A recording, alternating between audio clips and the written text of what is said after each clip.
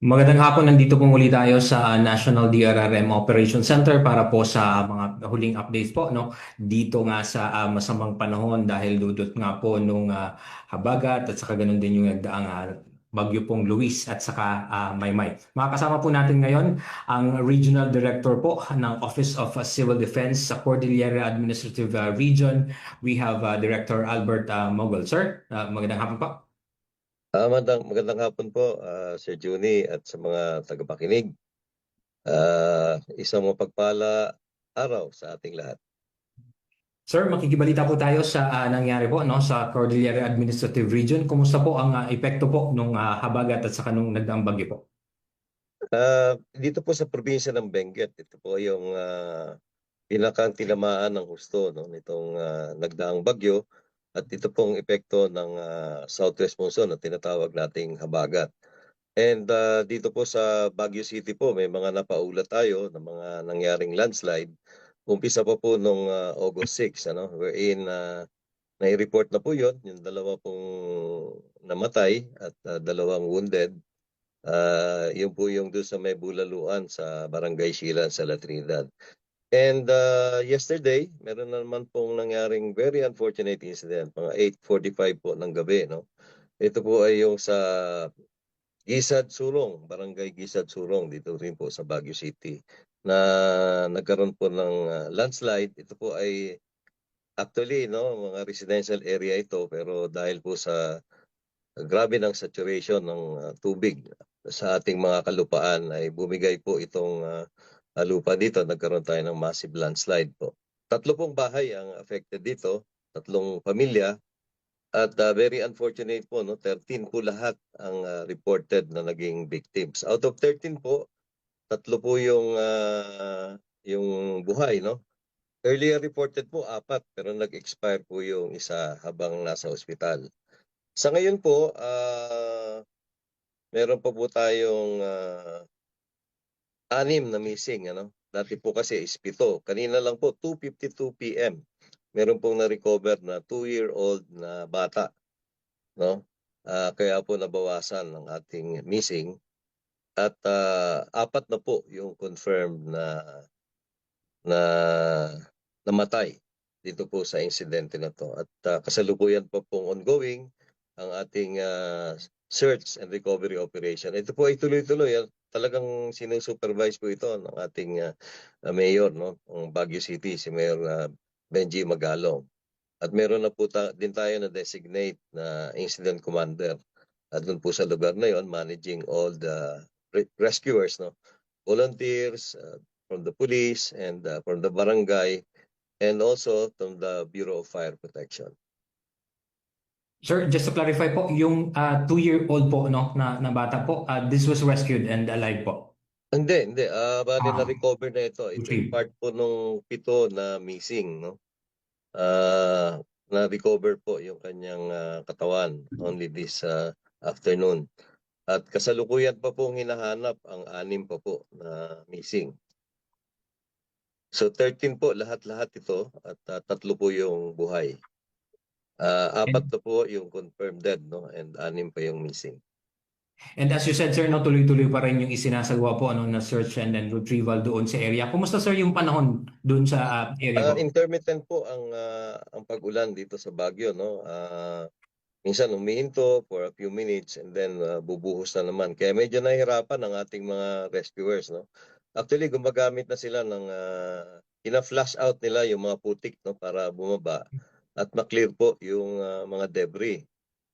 Hindi po ito pwedeng gamitan ng heavy equipment dahil po baka mag-cause pa ng more slides, more landslide, no? At marami pong maapektuhan na ibang bahay at yung lugar, pati po yung mga rescuers natin ay malagay sa panganib. Regards to the other effects, sir, sa populasyon at saka sa mga floodings po doon sa lugar ng There mga are site? yeah. Sa affected population po, there are 4,899 na apektadong individual, no? From the 1,527 families and 145 na barangay. Dito po, yung iba po ay na nanatili sa ating mga evacuation center. Ang iba naman po ay nakikituloy po sa kanilang mga kamag-anak na nasa lugar po na safe. Sir, pagdating naman po doon sa mga kalsada, meron pa tayong mga hindi nadadaanan na kalsada o tulay dyan sa area. Yes, there are 13 reported na road sections which are not passable. Most noted po dito itong Cannon Road na until now po ay hindi pa po ito passable, no, because of the may mga landslide po na nangyayari at yung tubig po ay rumaragasa mismo sa kalsada mismo dito sa Camp 6, kaya po talagang delikado sa ating mga travelers. Yung pong papunta ng Nueva Vizcaya ay hindi pa rin po madaanan, no? Pero tuloy-tuloy po yung biyahe natin dito via Marcos Highway and Naguilian Road. At dito nga po, palagi tayong may advisory na mag-ingat po at ipagpaliban na lang ang mga pagbisita dito sa Baguio, lalong-lalo na po yung mga turista, no? Ina-advisean po natin sila palagi na ipagpaliban muna ang kanilang pag-travel because baka po madagdagan pa ang ating casualty kung sakasakali pong tuloy-tuloy pa rin yung pagulan. Sir, even if hindi nadadaanan yung Cannon Road or yung iba pang areas po, wala naman tayong mga isolated areas. Kumbaga, there are alternate routes, no, going to these areas. Yes, Tama po ang ba? kagandahan dito sa Juni is marami po tayong alternate routes. At ito po ay naka-chart na, no? Meron po tayong system, no? At identified na po ito pag meron po nagsara ng daan at meron po tayong ina-announce sa mga alternate na rota para po hindi ma-impede yung mga movement ng mga kailya natin dito sa Cordillera Region. That's good to hear, sir, no? And nabanggit nyo nga po, no, merong nasa evacuation center, merong mga kalsada po na hindi madaanan, no? Kumusta naman po, sir, yung pag-responde ng ating iba't ibang mga response cluster sa CAR? Ang kagandahan po dito, no, nung nag-PIDRA kami, talaga pong naka-ready na lahat, ano, ang mga responders natin.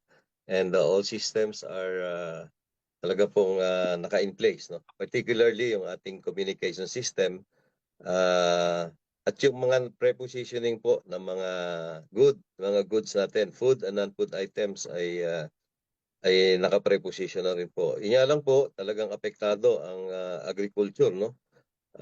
Dito sa Cordillera, lalong-lalo na po dito sa La Trinidad, Benguet, na dahil po sa amount of rainfall, talagang hindi namin ini-expect ito na umabot po ng 300 plus millimeter yung pagbagsak po ng ulan noong August 8. At ito po ngayon ay bumabalik na po sa 100 to 200, no? Medyo manageable. Kaya po nag-release na rin po tayo ng mga tubig sa Binga Dam at sa Ambuclao Dam para po mabawasan at ang tubig na yung load niya, no?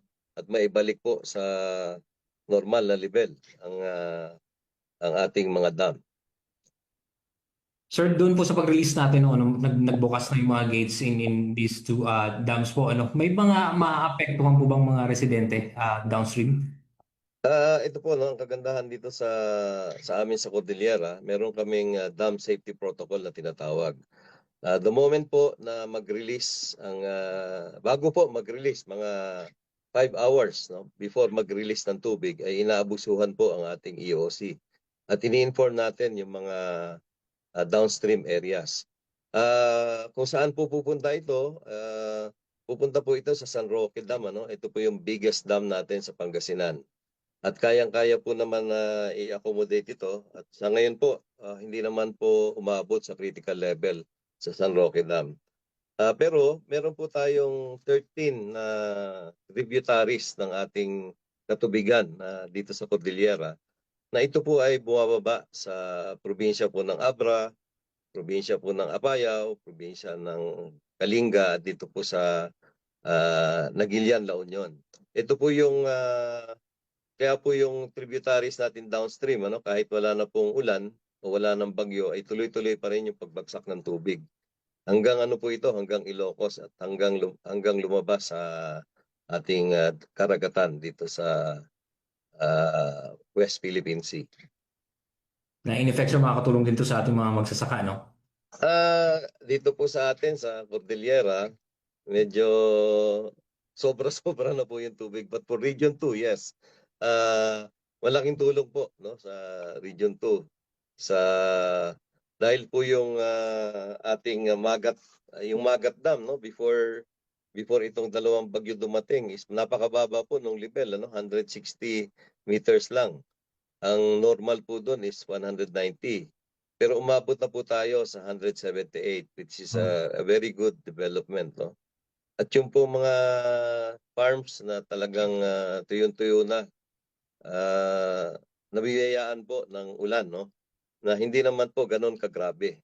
Kaya po ito ay welcome development sa Region 2. Ito po nangyari. Except dito sa Cordillera and dito sa Region 1, which is most regions na apektado po dito sa Northern Luzon. In terms naman po doon sa impact doon sa region na 2 na babanggit yung nga, sir, no? This is good news for the magsasaka. Pero wala naman pong masamang epekto, no? Wala tayong mga napaulat doon sa region 2 na mga Wala naman pong paulat na insidente, no, na adverse effect nitong bagyo at itong habagat. Sir, nababanggit niyo po, ano, may mga pag-ulan pa rin, ano, 100 to 200 millimeters. May mga abiso po tayo sa ating mga kababayan, especially po sa CAR. Yes, continuous po. Nag-release na naman po tayo ng media advisory, no, na unang-una, ipagpaliban muna po yung mga pag-travel na hindi naman po importante. At yung tourism activities ay diniscourage muna natin.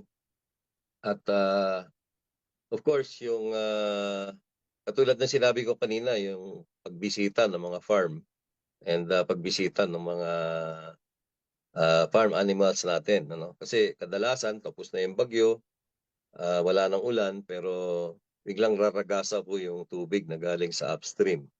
At dahil po akala ng mga kababayan natin ay safe na, kuminsan biglang talagang abrupt yung paglaas ng tubig at meron po mga incidents na mga nalulunod, no? Yun po. Sir, anything you'd like to add po dun sa actions taken natin or sa mga abiso natin?